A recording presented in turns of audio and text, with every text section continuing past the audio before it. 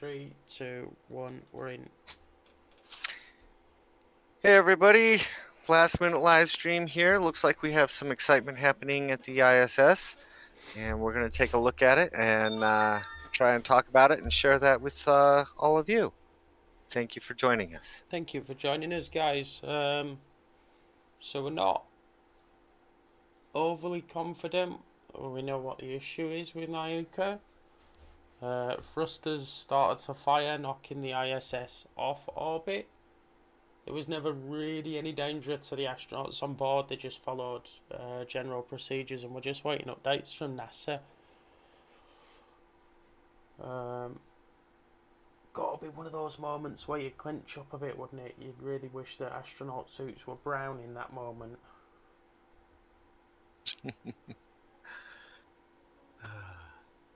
Yeah, I'm just taking a look at some information here to see if we have anything we know. I mean, we don't have rights to broadcast NASA, but you could play it in your ears and then provide live real-time updates for the folks watching. Um, that would take some doing from where I am right now. Yeah, I'd have to use my other set of headphones, and then I wouldn't be able to hear you. That's not an issue. We will solve this problem. The joys and adventures of, hey, let's go live right now. Yeah, I mean, I'm currently on time off from Total Space at present. But joining Mr. Astro Roder here to bring you guys the latest on what we know with the ISS. Naturally, a lot of people will be curious as to what just happened, and we figured we would bring you our unbiased opinion and real-time facts more than trying to speculate like some people would for clicks. So, as of about an hour ago, Anthony Zach is tweeting that ISS crew reports some flashes from the ISS from the newly arrived Nauka module, indicating some inadvertent thruster firings or propellant leaks. The crew is advised to close windows. Mission Control told the crew to put the ISS in free drift mode for a short time, which would make sense. The ISS is not really built to fight multi-directional thrust vectoring. It's kind of meant to get in an orientation and kind of stay there, and it can reorient. But if you've got something pushing this way and something else pushing that way, that puts a lot of stress on that old lady. So it would make sense to just put it in free drift. It's not really verifiable information, but pretty good source. I would imagine they know they've got better access to information than I do at the moment.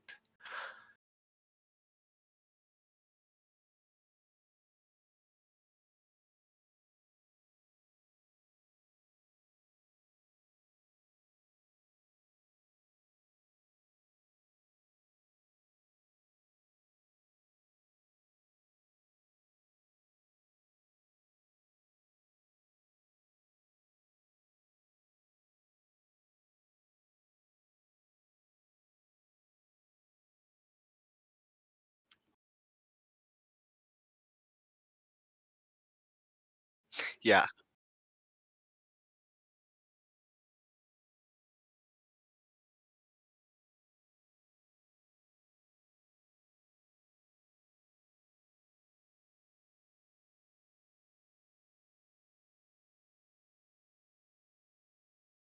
yeah, I'm seeing other reports that it is back under its own attitude control now.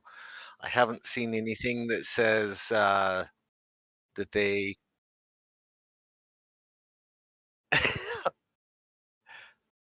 uh, it looks like the ISS is back under its own attitude control.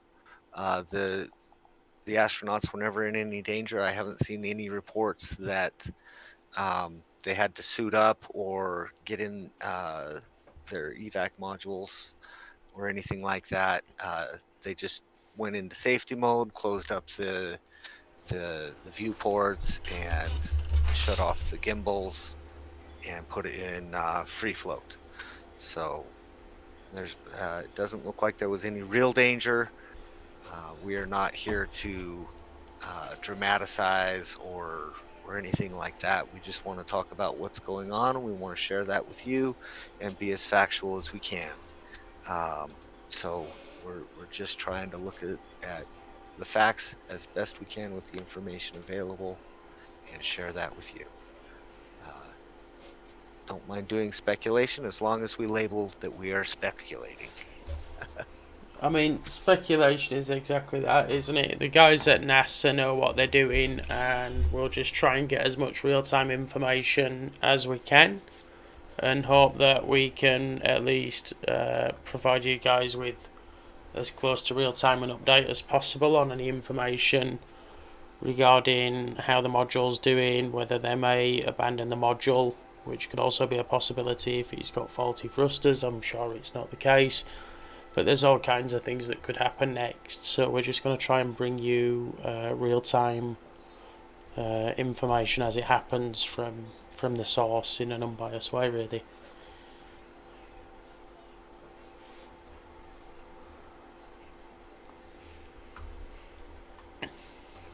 The Nauka module, which was delayed quite some time in its launch up to the ISS, did have a lot of problems with its thrust systems, and then even it doesn't look like they quite got all of those 100% resolved. I saw some information about possible fuel contamination after launch, so we're only going to get one attempt at docking. And this may be a similar related problem, and just a malfunction with the thruster system, whether that's fuel related or computer related is totally unknown at this point, but it could be something along those lines, or it could just be something leaned up against a button. I'm not real familiar with the layout inside there and what controls are actually in there. It's not built for manned flight, but I'm sure there are some manual controls in case the computer cannot control it for some reason. Once the astronauts are able to get in there. I think we are awaiting NASA giving us more updates. I think we did get a minor update from NASA to say that things were okay. The procedures that were explained and stuff, I'm sure a lot of you have already caught that. We were sort of caught with our trousers around our ankles, really, and we just wanted to come online and see what we can do to get the right information to you guys.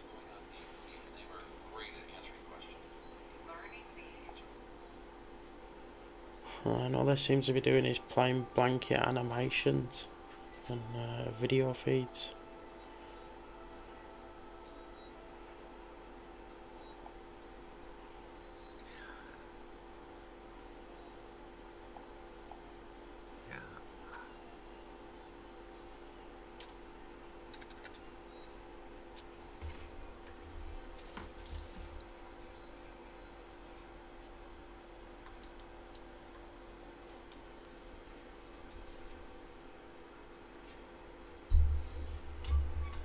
I can sort this feed by time.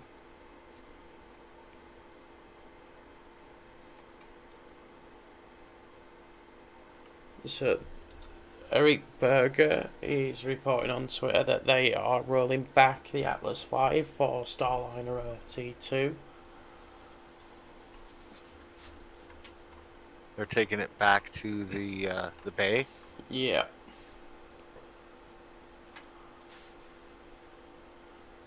Is that a weather issue? again? It seems to be related to the Nauka module.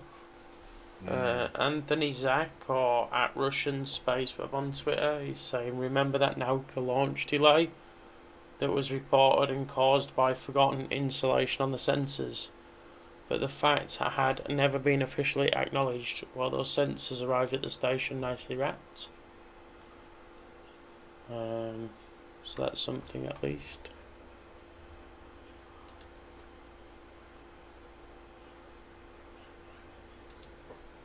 Yeah, he seems to be fairly up to date with his information. I am supposed to be taking a 2-week break, but I felt I was going to bring this to you guys.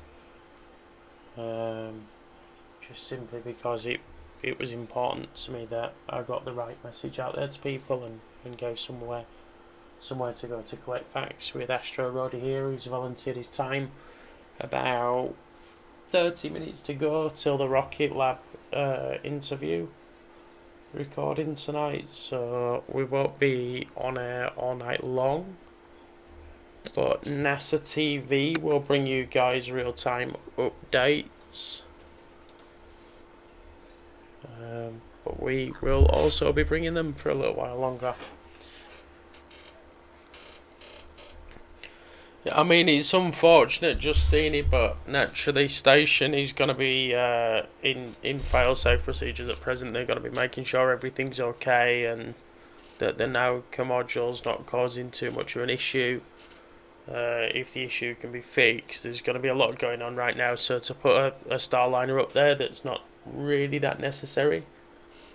I could understand if it was a crew to go up and assess damage or something like that, but ultimately it's an orbital flight test of a craft that's, at least for now, got an alternative in the market, so I don't feel it's super important compared to what could go wrong. I think they've made the right call, although it's upsetting because we're all looking forward to OFT2 here at Total Space.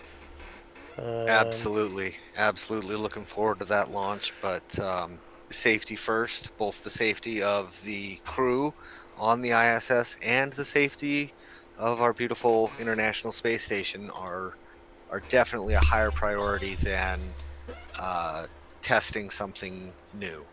I'd love to get Starliner up there and tested and certified so that we can be using it as more crewed flights to the ISS, but NASA has got the priorities straight on this one, and I back them up 100% on their decision here. I agree, crew safety is important, and it just means, of course, we can just extend the party to the 3rd and the 4th of August for the next launch attempts of OFT2, so it's not necessarily that terrible, providing everything's okay on station, which it seems to be. There's no reason it won't go on the 3rd or 4th as a backup. So we're not waiting a terrible amount of time. It's not like NRL that basically made Ryan's bread and butter at the start of Total Space by not launching for literally months. It's a week's delay. It's for a good reason. Fair comment to NASA for looking out for the crew. Absolutely.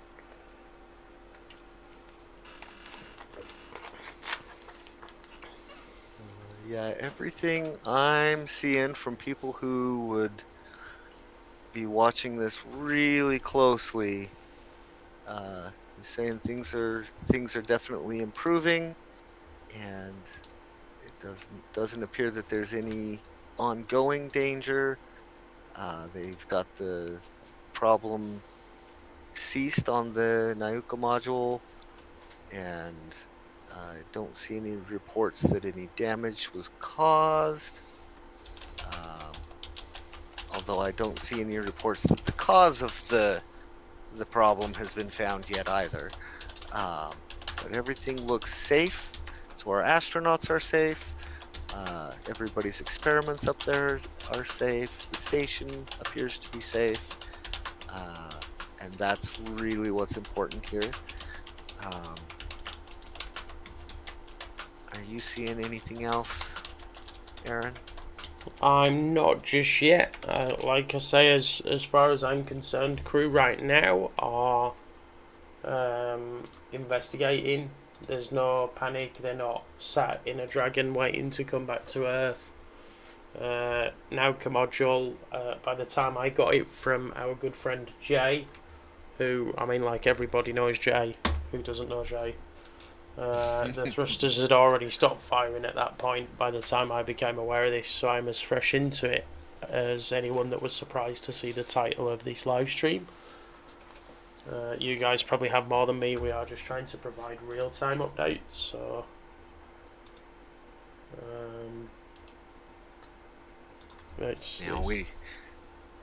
Go ahead. I apologise that we can't even broadcast NASA TV. Naturally, they'll just slap us with the content claim. So I've got this station tracker. You can see the ISS in real time on screen. There is, NASA TV as an option. You can go to track the station yourselves if you wanted to. There's Twitter, there's real-time information. We're trying to concise all that down for you guys and provide you one source for official news. And a little bit of speculation. we can't resist the speculation, but we will try to clearly label that for you as speculation and not fact or news. One thing that we can all keep in mind as we're watching this situation is, our astronauts go through a lot of training before they go up there, and they drill for situations like this, where things can happen in space, and they have plans of action ready to implement. Like everybody knew their job when it was time to, button down the hatches. Everybody knew where to go, what to do, and how to be ready for any eventuality that could arise from what was happening. So, a big high five and thumbs up to all the training programs that all the astronauts up there have been through, no matter which agency provided that training, or agencies. I'm sure many of them up there have been through more than one training program at this point. So, they do know what they're doing. They are professionals, and goofy at times as well, but they do know what they're doing. They do know what their procedures need to be in an event like this. So this is nothing, as far as we can see, as far as all indicators that coming across my desk right now are, everything looks okay. There's nothing to be scared or panicked about. Just a little bit of interesting things happening at the space station, and we just want to share it with you and have a little chit chat for, maybe 10 more minutes, you think, Aaron? Yeah, we'll see if there's anything more. We do have to go prepare for the Space Updates interview with Rocket Lab, which is just going to be absolute goodness for you guys. So we're not going to be broadcasting too much longer.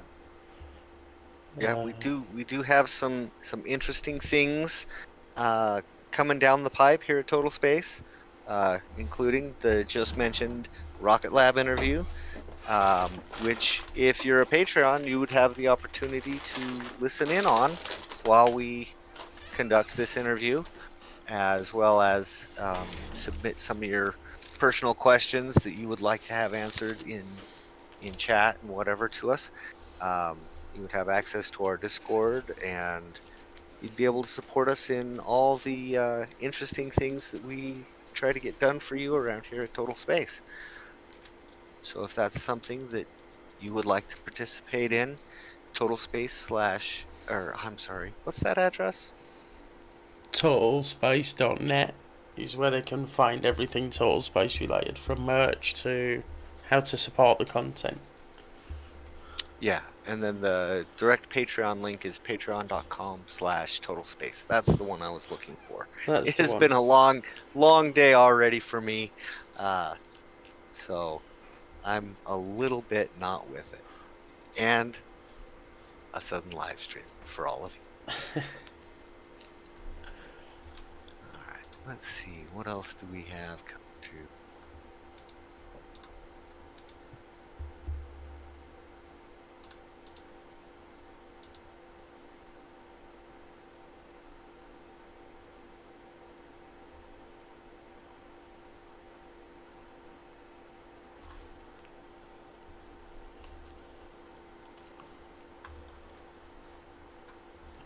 Yeah, there are a few more reports coming across about Starliner being delayed.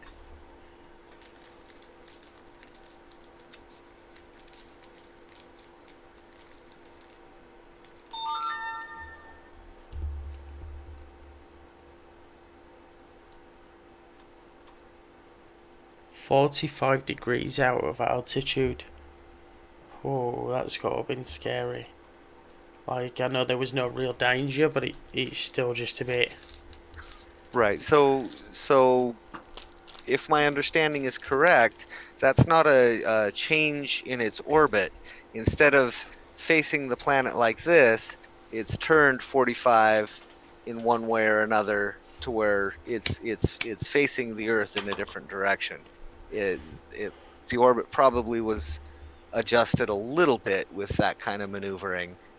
But 45 degrees would be a hell of a big change in orbital attitude. 45 degrees off attitude, sorry. Yeah, so I So believe it that was. would. So that is its orbit. Its attitude. Is the orbit it's on around the planet.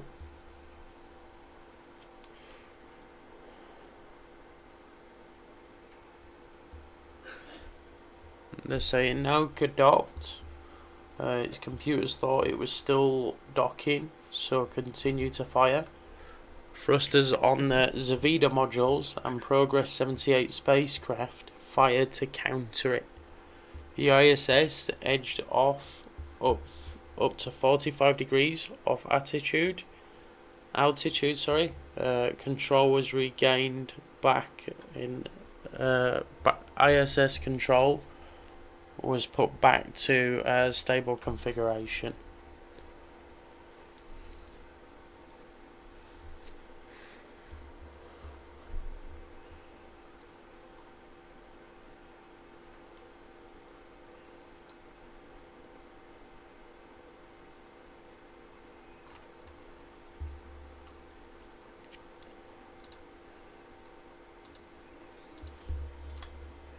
Yeah, I'm not seeing anything come across.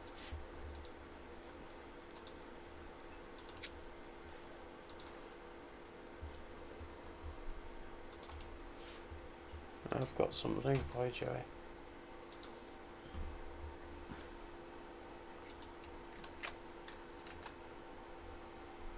I mean, I doubt that Ariane will go ahead either. Max Q.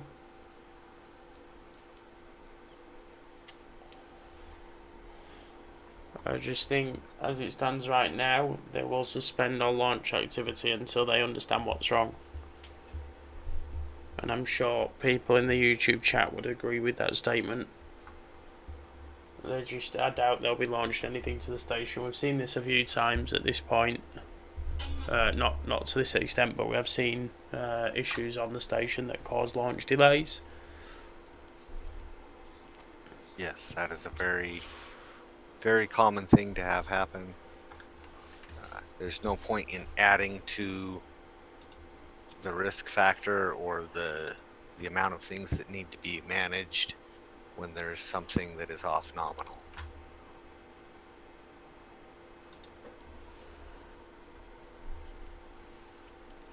I mean, you come to understand it as a spaceflight enthusiast. I think, like, there is unexpected droughts of launches, shall we say? Droughts, is that the right word? Like I mentioned earlier, the one NROL mission that continued to feed Ryan News every week by not launching.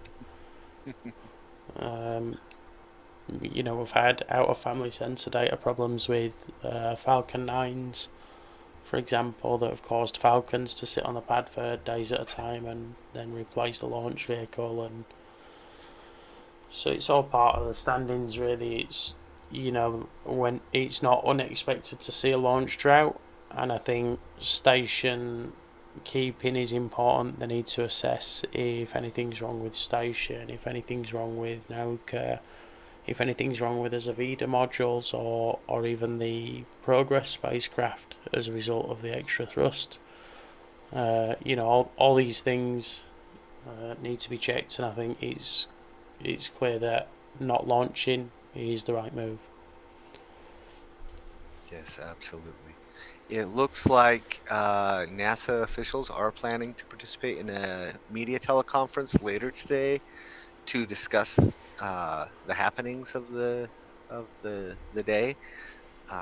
So definitely keep your eye on what's going on. I imagine they would do that on NASA TV or something Yeah. similar. If not, go to nasa.gov/live or go Yes. to the NASA website, and they do have a live feed on there. They also have NASA TV on YouTube, and if you go over there, you'll get real-time updates.